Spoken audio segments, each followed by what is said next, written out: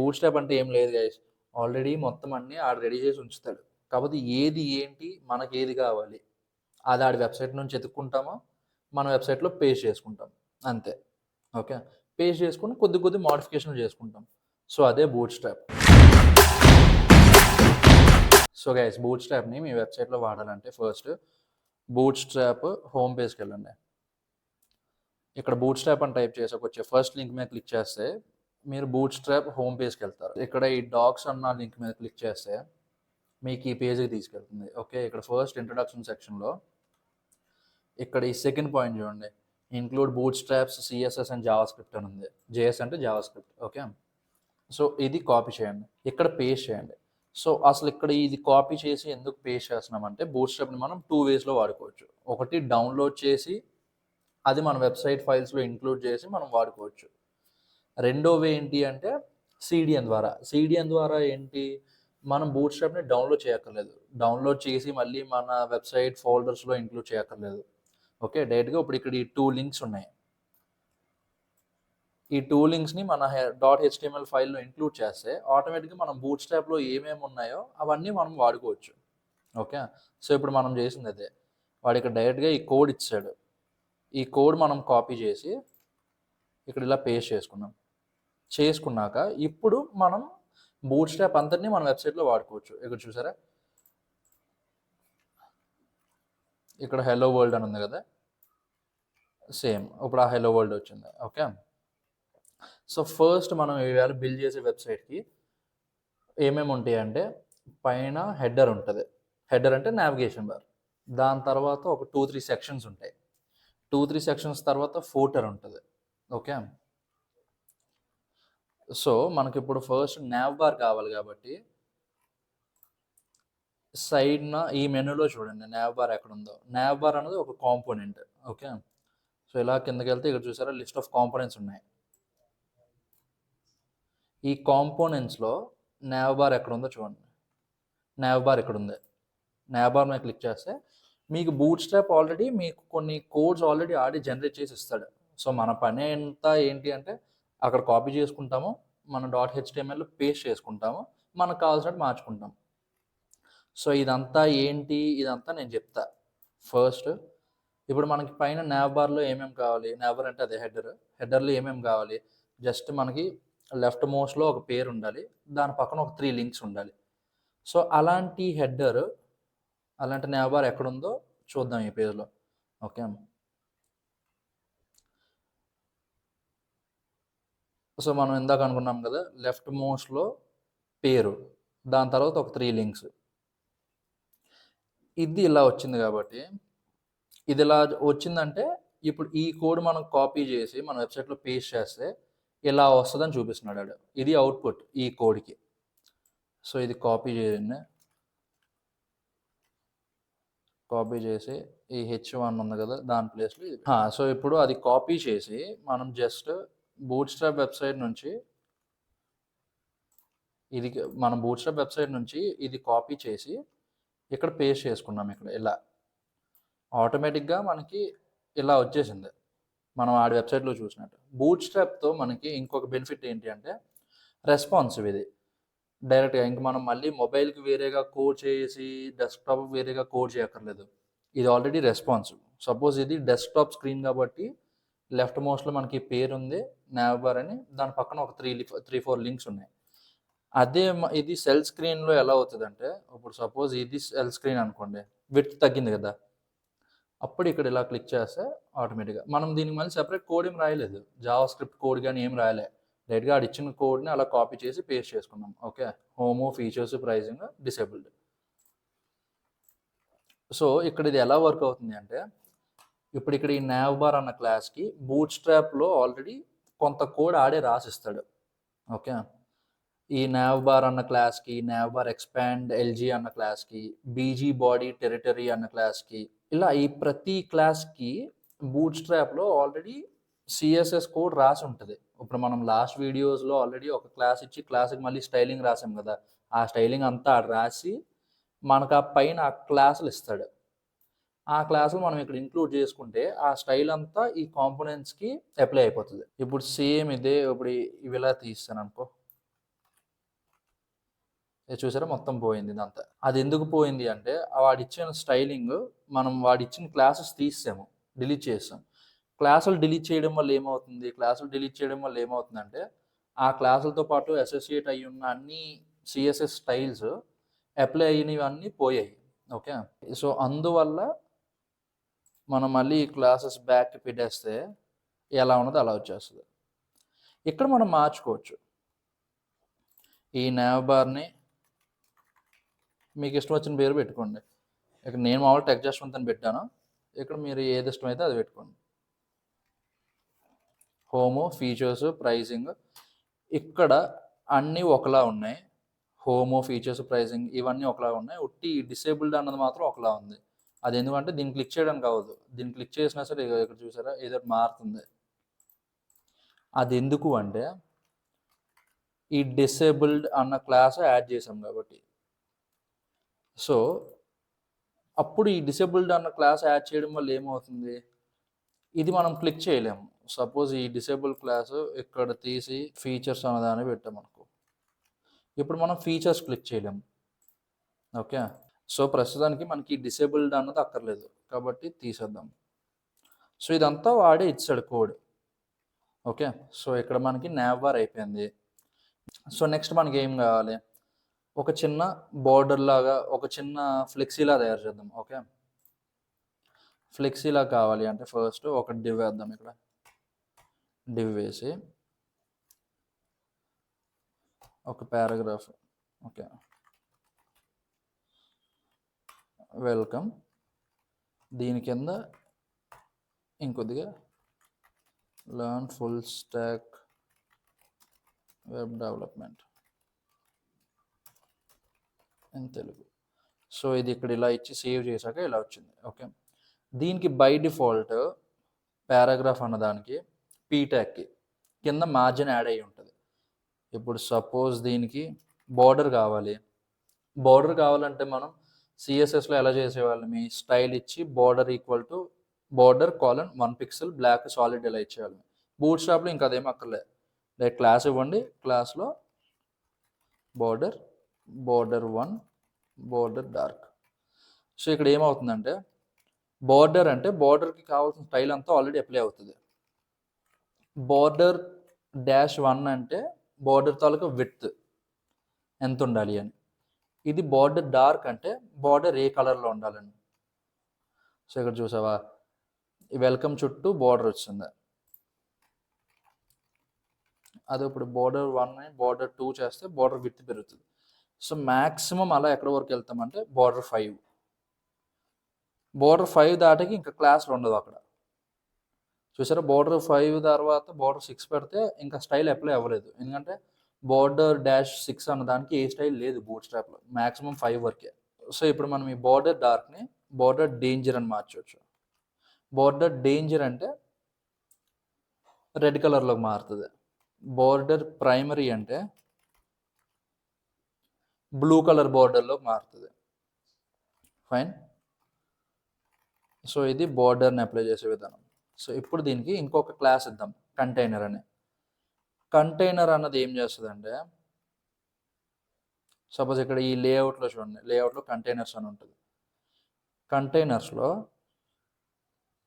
ఒక సెక్షన్ ఉంటుంది కదా, ఆ సెక్షన్ని ఇంక నువ్వు ఏ స్క్రీన్లో పెట్టినా సరే అది ఆటోమేటిక్గా, ఇంతకుముందు మనం ఏం చేసేవాళ్ళం, ఒక కంటైనర్ని సెంటర్లో చేయడానికి మనం స్టైల్లో మార్జిన్ ఇచ్చి కొన్నిసార్లు మార్జిన్ కాలన్ ఆటో ఇచ్చేవాళ్ళమే.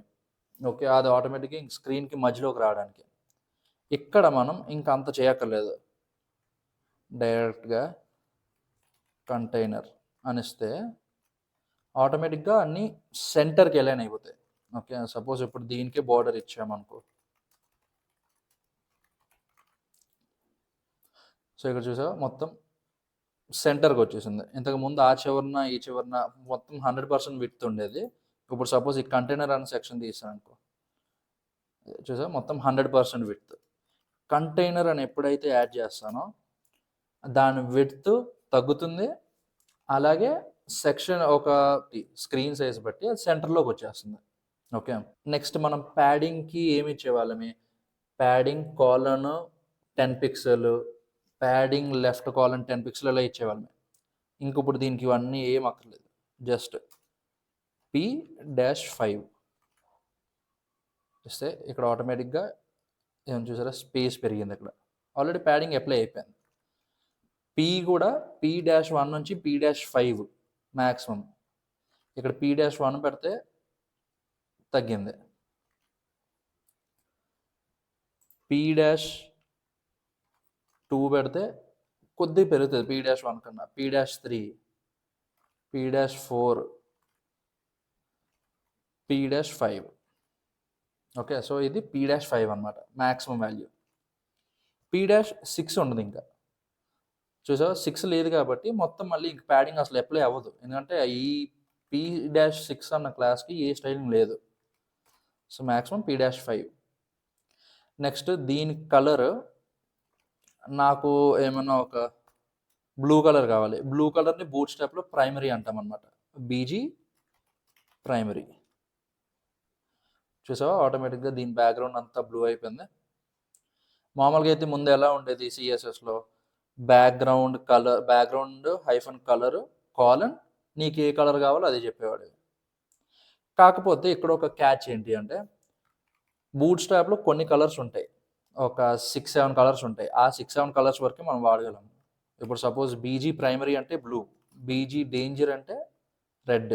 సో ఇలా ప్రస్తుతానికి ప్రైమరీ అనే ఉంచు. కాకపోతే దీని కలర్ మనకి వైట్ కావాలి, అండ్ అలాగే వెల్కమ్ అన్నది కొద్దిగా పెద్దది ఉండాలి. ఓకే, పెద్ద సైజ్ కావాలి అంటే పెద్ద సైజ్ కావాలి, కానీ హెడ్డింగ్ లాగా వద్దు. కాబట్టి నేను H1 వాడలేదు. కాబట్టి డిస్ప్లే 1 వాడితే ఇక్కడ చూసా పెద్ద సైజ్ అయింది. దాని బోల్డ్నెస్ పెరగలేదు, దాని జస్ట్ సైజ్ ఒకటే పెరిగింది.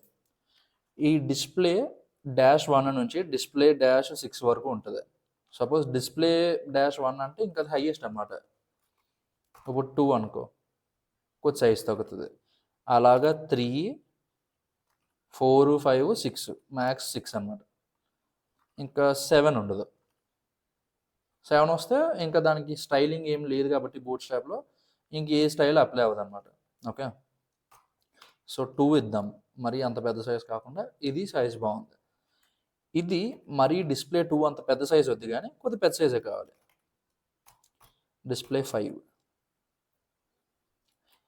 బట్ ఇప్పటికీ ఇది పెద్దగానే ఉంది టెక్స్ట్, కాబట్టి డిస్ప్లే 6. సో ఇప్పుడు నాకు ఈ వెల్కమ్ టు మై వెబ్సైట్ అన్నది టెక్స్ట్ కలర్ బ్లాక్లో ఉంది కదా, అది నాకు వైట్ కావాలి. వైట్ కావాలంటే మనం ముందు సిఎస్ఎస్లో ఏం రాసేవాళ్ళమే, కలర్ కాలన్ వైట్ లేకపోతే కలర్ కాలన్ రెడ్ ఇలా ఇచ్చేవాళ్ళమే. ఇంక ఇప్పుడు అది అలా ఏమి ఇవ్వక్కర్లేదు, జస్ట్ టెక్స్ట్ -వైట్. సో ఈ టెక్స్ట్ -వైట్ ఇవ్వగానే బ్లాక్ కలర్ టెక్స్ట్ వైట్ అయిపోతుంది. ఓకే, సేమ్ అలానే ఒకవేళ నాకు వైట్ వద్దు రెడ్ కావాలి అంటే టెక్స్ట్ -డేంజర్. సింపుల్ అబ్బా, వైట్ అంటే వైట్ కలర్, ఓకే, డేంజర్ అంటే రెడ్ కలర్, ప్రైమరీ అంటే బ్లూ కలర్ బూట్ స్ట్రాప్లో, డార్క్ అంటే బ్లాక్ కలర్, వార్నింగ్ అనేది ఉంటుంది ఇంకోటి ఆరెంజ్ కలర్ ఏదో, వార్నింగ్ అంటే ఆరెంజ్. సో ప్రస్తుతానికి text white. So text white పెట్టగానే ఏమవుతుందంటే దీని ఫాంట్ కలర్ వైట్ అయిపోతుంది. సేమ్ అలానే ఇప్పుడు నాకు ఈ learn full stock web development కూడా వైట్ కలర్ కావాలి, టెక్స్ట్ వైట్. ఓకే, సో ఇది అయిపోయింది. నెక్స్ట్ నాకు దీని కింద ఒక 2 బటన్స్ వస్తే బాగుంటుంది. సో ఇప్పుడు మనకి బూట్ స్ట్రాప్లో బటన్స్ అని ఉంటుంది, కాంపోనెంట్స్. ఓకే, ఇప్పుడు మీరు ఈ కింద కాంపోనెంట్స్లో బటన్స్ అని కోసం సెర్చ్ చేయండి. బటన్స్ మనకి ఎలాంటి టైప్ బటన్ కావాలో సెర్చ్ చేసుకోండి. వేరియంట్స్లో ఇదంతా ఉంది, primary, secondary, success, danger. Already మన బ్యాక్గ్రౌండ్ బ్లూవే కాబట్టి ఇంకా బ్లూ కలర్ వద్దు, వైట్ పెడదాం. సో వైట్ అంటే ఇది ఇప్పుడు ఇక్కడ ఈ లైట్, సో ఇక్కడ ఇది ఇలా కాపీ చేసుకొని ఈ డివ్ లోపల ఇక్కడ ఇలా పేస్ట్ చేస్తే చూసావా ఇక్కడ ఆల్రెడీ బటన్ వచ్చింది. కాబట్టి ఇక్కడ ఈ లైట్ నుంచి లెర్న్ మోర్, సో చూసావా ఇక్కడ బటన్ మారిపోయింది. ఓకే, ఇక్కడ ఏమవుతుందంటే ఈ బీటీఎన్ లైట్ అన్నది ఈ బటన్ తాలూకా స్టైల్ మారుస్తుంది. సపోజ్ ఇక్కడ ఈ బీటీ అని తీసేసా, బీటీ అని తీసేస్తే దానికున్న స్టైల్ అంతా పోతుంది. ఈ బీటీఎన్ లైట్ అన్నది అప్లై అవ్వాలి అంటే దాని ముందు బీటీఎన్ అని ఉండాలి. సో ఇక్కడ నీకు బీటీఎన్ బ్యాక్గ్రౌండ్ కలర్ బట్టి నువ్వు లైట్ పెడతావా లేకపోతే సక్సెస్ అంటే గ్రీన్, డేంజర్ అంటే రెడ్, లైట్. సో ఇక్కడ లెర్న్ మోర్. నెక్స్ట్ బూట్ స్ట్రాప్లో ఇంకా చాలా రకాలు ఉంటాయి బటన్స్. ఇప్పుడు ఇవన్నీ ఆల్రెడీ దీని బ్యాక్గ్రౌండ్ కలర్ కూడా బ్లూ లేకపోతే గ్రే, గ్రీన్ ఇలా ఉన్నాయి. సపోజ్ జస్ట్ అవుట్లైన్ వస్తే చాలు, బ్యాక్గ్రౌండ్ కలర్ ఏం అక్కర్లేదు అనుకుంటే ఇగో ఆ బటన్స్ కూడా ఉన్నాయి. ఓకే, సో సపోజ్ ఇది ఉంది లేకపోతే ఇదే ఉందనుకో,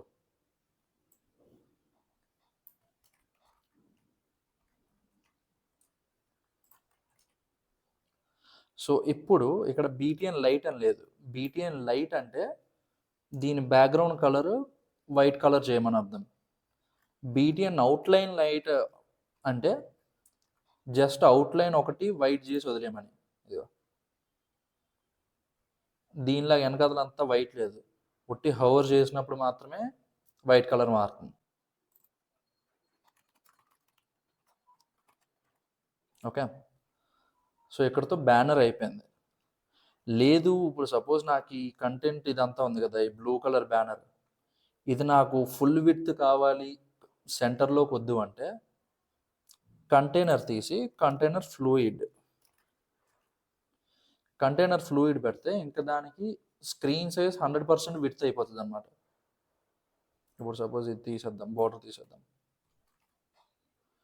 తీసేస్తే బార్డర్ ఎగిరిపోయింది కదా, ఇంకా దీని విడ్త్ 100% అయిపోతుంది అనమాట. ఇంకా ఏ స్క్రీన్ అయినా సరే దీని విడ్త్ 100%. సో ఇది అయిపోయింది. కార్డ్స్ ఉంటాయి. సపోజ్ ఈ కార్డ్స్ దీంట్లోకి వెళ్తే ఇదొక కార్డ్, ఇదొక కార్డ్, లేకపోతే ఇదొక కార్డ్. ఇప్పుడు అది సపోజ్ మన యూట్యూబ్ వీడియోస్ ఉంటాయి కదా, పైన వీడియో ఉంటుంది, దాని కింద టైటిల్ ఉంటుంది, దాని కింద ఎన్ని వ్యూస్ ఎన్ని లైక్స్ ఇలా వస్తుంది కదా, సో దాన్ని మనం కార్డ్ అంటాం. సపోజ్ మనకి ఇలాంటి కార్డు కావాలి, ఇలాంటి కార్డు కావాలి అంటే జస్ట్ ఇది ఇలా కాపీ చేసి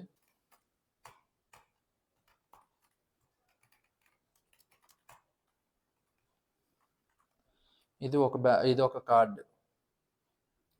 ఇక్కడ చూసుకుంటే ఇమేజ్ రాలేదు మనకి. ఇమేజ్ ఎందుకు రాలేదు అంటే ఇక్కడ మనం ఏమి ఇవ్వలేదు కాబట్టి. సపోజ్ ఏదైనా ఇచ్చామనుకో,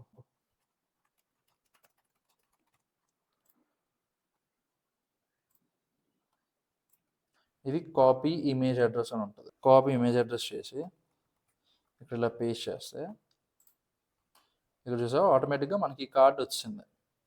మనం కావాలంటే ఇక్కడ ఈ టెక్స్ట్ అది మార్చుకోవచ్చు. ఈ కార్డ్ టైటిల్, సపోజ్ ఈ కార్డ్ టైటిల్ని BMW X6,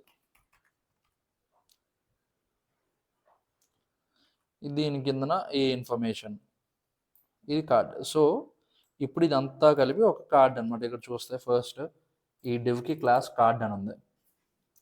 సో ఇక్కడ ఈ కార్డ్ అని పెట్టగానే ఏమవుతుందంటే ఈ కార్డ్ అన్న క్లాస్కి ఏమేమైతే స్టైల్స్ ఆల్రెడీ అసోసియేట్ అయ్యి ఉన్నాయో బూట్ స్ట్రాప్లో అవన్నీ దీనికి అప్లై అయిపోతుంది. సపోజ్ మనకి ఇలాంటివే ఇంకొక 2 కావాలి, సేమ్ ఎలా వచ్చింది కదా, బట్ మనకి ఇవన్నీ పక్కన కావాలనుకో మనం ఏం వాడతాం జనరల్గా అయితే. ఇప్పుడు సపోజ్ ఫస్ట్ బార్డర్ వేద్దాం, బార్డర్ 1, బార్డర్ డార్క్. సో మనకి ఇక్కడ ఇదంతా బ్లాక్ బార్డర్ వచ్చింది. మనకి ఒకదాని కిందన ఒకటి కాకుండా ఒకదాని పక్కన ఒకటి కావాలంటే మనం డిస్ప్లే ఫ్లెక్స్ వాడాము లాస్ట్ టైం. డిస్ప్లే ఫ్లెక్స్ సిఎస్ఎస్లో ఎలా వాడతామో, స్టైల్ షీట్లో డిస్ప్లే కాలన్ ఫ్లెక్స్, దాని కింద ఫ్లెక్స్ డైరెక్షన్ రో ఇవన్నీ ఇవ్వాలి. ఓకే, బట్ బూట్ స్ట్రాప్లో ఏంటి అంటే డైరెక్ట్గా D-ఫ్లెక్స్ ఆటోమేటిక్గా దీని డిస్ప్లే ఫ్లెక్స్ అయిపోతుంది. సో ఇందాక అంతా ఒకదాని కింద ఒకటి వచ్చింది కదా, ఇప్పుడు ఒకదాని పక్కన ఒకటి వస్తుంది.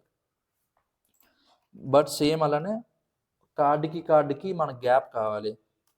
సో మనం సిఎస్ఎస్లో ఏం చేసేవాళ్ళమి, రో గ్యాప్ అనో కాలం గ్యాప్ అనో ఇచ్చేవాళ్ళమి. ఇక్కడ రో గ్యాప్ కాలం గ్యాప్ ఇవేమి ఇవ్వక్కర్లే. గ్యాప్ 1 ఆటోమేటిక్ చిన్న గ్యాప్ ఆల్రెడీ వచ్చింది కదా. ఇప్పుడు నాకు గ్యాప్ 1 కాదు, ఇంకొద్దిగా ఎక్కువ గ్యాప్ కావాలంటే ఇక్కడ కూడా సేమ్. ఇప్పుడు డిస్ప్లేకి 1 to 6 ఎలా ఉన్నాయో, డిస్ప్లే 1, డిస్ప్లే 2, డిస్ప్లే 3, 4, 5, డిస్ప్లే 6 వరకు ఎలా ఉన్నాయో, గ్యాప్లో కూడా gap 1, gap 2, gap 3, gap 4, gap 5, gap 5 final. Gap 6 పెడితే అప్లై అవ్వదు, ఎందుకంటే దానికి ఏ స్టైల్ లేదు కాబట్టి. బట్ ఇది చివరిన ఉంది, మనకి చివరిన వద్దు. సెంటర్కి రావాలంటే కంటైనర్ చూసా, ఇది ఆల్రెడీ మొత్తం ఇలా వచ్చింది. బట్ దీని విడ్త్ మనకి ఫిట్ కంటెంట్ కావాలి అంటే ఇక్కడ styling inline width fit content. Width fit content అంటే ఏమవుతుంది అంటే లోపల ఉన్న కంటెంట్ ఎంత సైజు ఉంటే అంత సైజు వరకే విడ్త్ తీసుకుంటుంది, ఇంకా దాని తర్వాత తీసుకోదు. ఇప్పుడు సపోజ్ ఇది లేదనుకో, ఇక్కడ చూసావా ఇంకో కార్డ్కి గ్యాప్ ఉంది, మనకు అది వద్దు అనుకో, ఇప్పుడు మనం ఎక్స్టర్నల్గా చెప్తాం విత్ ఫిట్ కంటెంట్ అని. ఓకే, సో ఇది అయిపోయింది. బట్ మనకి పైన ఉన్న ఈ బ్యానర్కి ఈ 3 కార్స్కి మనకి గ్యాప్ కావాలి, మార్జిన్ కావాలి.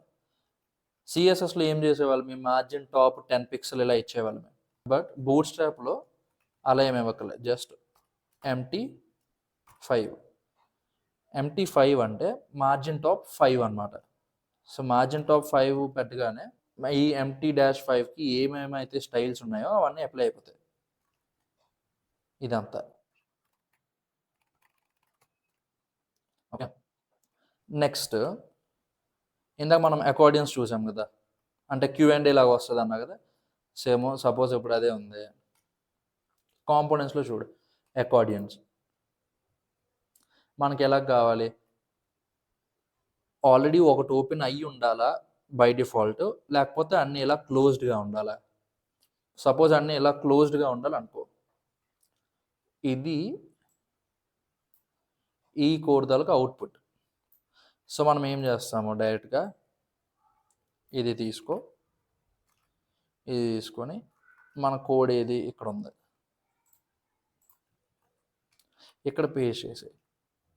ఇక్కడ పేస్ట్ చేయగానే ఆటోమేటిక్గా నీకు అదంతా ఇక్కడ వచ్చేస్తుంది. ఓకే, మనకి ఇక్కడ కావాలంటే ఇక్కడ మార్చుకోవచ్చు. ఈ అకార్డియన్ ఐటమ్ 1ని question1, అకార్డియన్ ఐటమ్ 2ని question2, question3 మారగానే ఇది ఇక్కడ మారిపోతుంది ఆటోమేటిక్గా.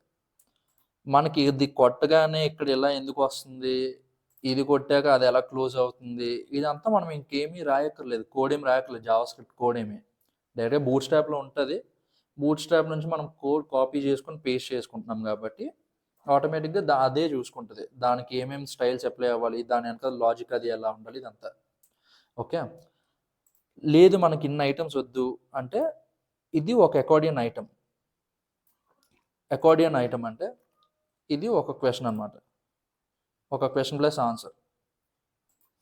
సో ఇదంతా question3ది, ఇదంతా question2ది, ఇదంతా question3.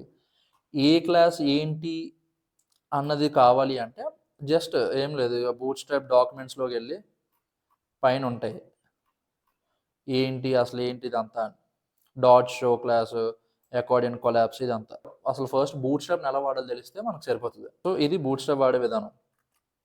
కాపీ కొట్టండి, పేస్ట్ చేయండి. మనం కావాలంటే ఇక్కడ ఇవన్నీ మార్చుకోవచ్చు, ఇదిలాగా answer to the first question అను. బట్ ఇక్కడ ఒక చిన్న చిక్ ఏంటంటే ఏదైనా క్లాస్ మిస్ అయిందో ఇంకా అది పనిచేయదు. ఇప్పుడు సపోజ్ ఇది ఉంచాము, అకార్డియన్ హెడ్, సపోజ్ ఇది ఉంది, ఈ అకార్డియన్ బటన్ కొలాప్స్డ్ అని, ఇది తీసామనుకో, చూసా ఇలా అయిపోయింది ఇది. సో ప్రతి క్లాస్కి ఒక స్టైలింగ్, ఒక లాజిక్, ఇదంతా ఆల్రెడీ ఉంటుంది బూట్ స్ట్రాప్లో.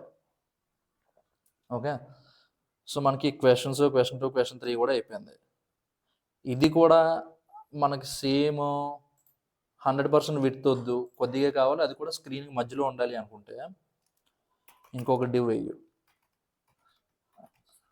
ఆ కొత్త డివ్లోకి ఇప్పుడు ఈ ఉన్నదంతా పెట్టి దీనికి క్లాస్ కంటైనర్ యాడ్ చేస్తాము. ఇదో కంటైనర్ యాడ్ చేసాక ఏమవుతుంది అంటే అది స్క్రీన్ సైజ్కి 100% అవ్వదు. స్క్రీన్ సైజ్లో ఒక 90%, 85% అవుతుంది. ఈ కంటైనర్ క్లాస్కి ఎంత అయితే స్టైలింగ్ అది బూట్ స్ట్రాప్లో ఇచ్చాడో అది అప్లై అయిపోతుంది ఆటోమేటిక్గా. ఇక్కడ ఆటోమేటిక్గా మళ్ళీ అదే మార్జిన్ ఆటో చేసుకుంటుంది. అంటే స్క్రీన్కి మధ్యలోకి వచ్చేస్తుంది. సపోజ్ ఇది ఉంది, సెల్లో ఇలా కనిపిస్తుంది.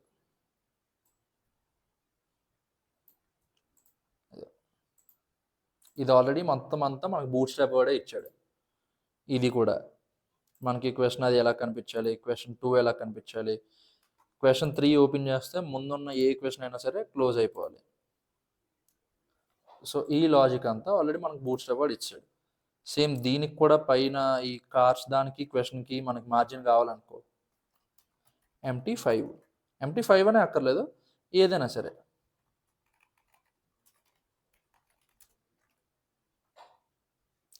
సో ఇక్కడ చూసా మార్జిన్లో గ్యాప్ వచ్చింది మనకి. నెక్స్ట్ మనకి ఏం కావాలి వెబ్సైట్లో, సపోజ్ ఏదైనా ఒక వేరే కాంపోనెంట్ ఏం చూద్దాం ఇక్కడ. Okay, alert, badge, bread crumb, buttons, ఇలా మీరు ఒక్కొక్క దాని మీద క్లిక్ చేస్తే అది అసలు దేనికి ఏంటి ఇదంతా మనకి ఇక్కడ కనిపిస్తుంది.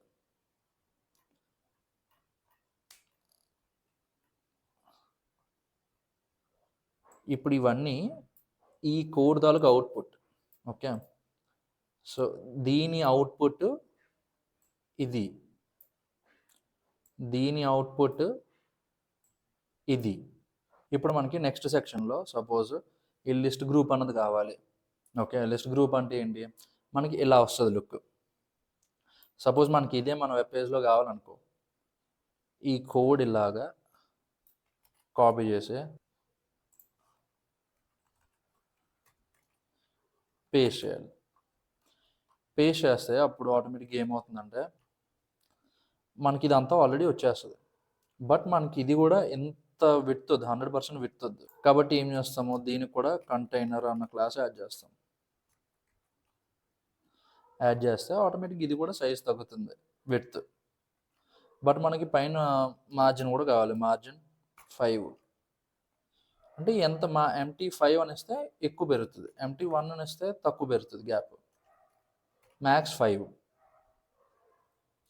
సో ఇక్కడ సపోజ్ మనకి సబ్ హెడ్డింగ్ వద్దు, HTML. మన ఛానల్లో ఆల్రెడీ 3 వీడియోలు ఉన్నాయి కాబట్టి 3. Okay,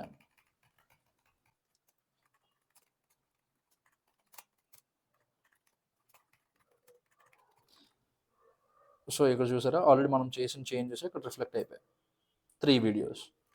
next CSS. సేమ్ ఇక్కడ కూడా ఈ కంటెంట్ ఫర్ లిస్ట్ ఐటమ్ తీసి CSS మీద కూడా ఆల్రెడీ 3 వచ్చాయి, చూడండి. సో 3. నెక్స్ట్ ఇప్పుడు ఏంటి, బూట్ స్ట్రాప్.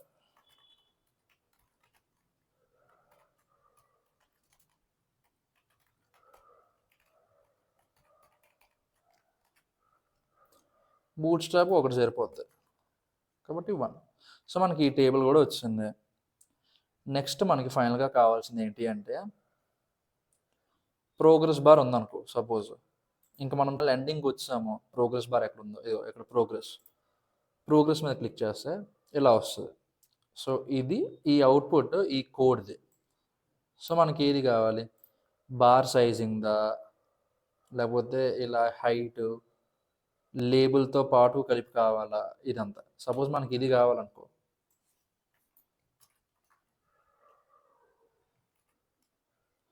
పేస్ట్ చేయగానే ఆటోమేటిక్గా మన వెబ్ పేజ్కి వచ్చేస్తుంది. సపోజ్ ఇది కూడా మనకి మధ్యలోనే కావాలి, కంటైనర్, కొద్ది గ్యాప్ కావాలి పైన, MT5 చూసా వచ్చింది. ఒకవేళ పైన కిందన కావాలి అంటే MY. సో కింద కూడా వచ్చింది. సపోజ్ ఇది మనకు 25% కాదు, ఇంకొద్దిగా ఎక్కువ కావాలి, అప్పుడు దీని విడ్త్